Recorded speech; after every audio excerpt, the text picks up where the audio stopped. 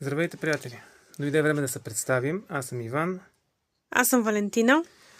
От близо 15-16, вече не знам колко години, се занимаваме с антиквариатство, образно казано, с покупко-продажба на интересни предмети.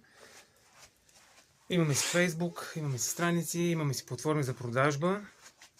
Направихме този канал с цел да си покажем всички ние, както и вие, ако имате някакви интересни предмети, както и нашите интересни предмети, които събираме, продаваме, някои не ги продаваме.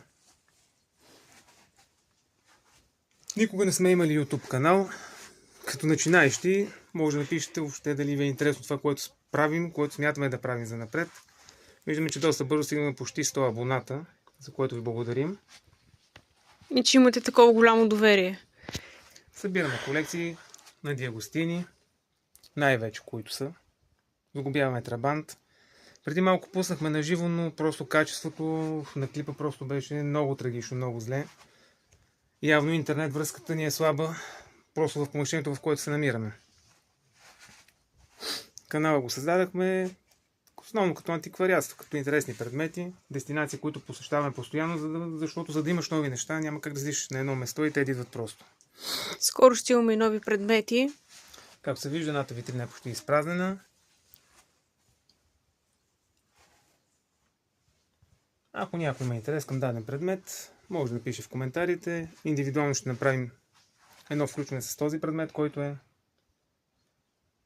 Както виждате, не са ни само старини нещата, има и доста нови. Просто старите неща, които човек ги има, бързо се продават.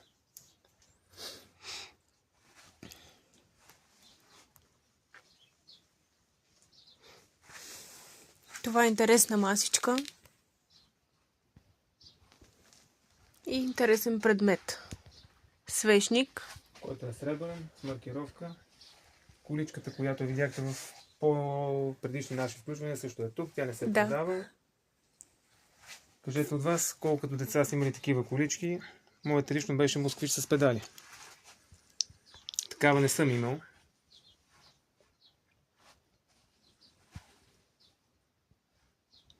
Кътчето ни е малко, имаме си место за отдих, защото на нас това ни е не само като работа, като хоби и като любима дейност, която занимаваме все пак.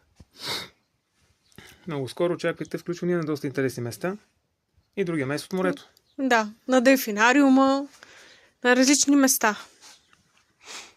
Просто много обикаляме, затова създадахме YouTube канала, за да ви показваме интересни места, антики, колекции и всичко друго. Благодарим ви за подкрепата. Благодарим ви много.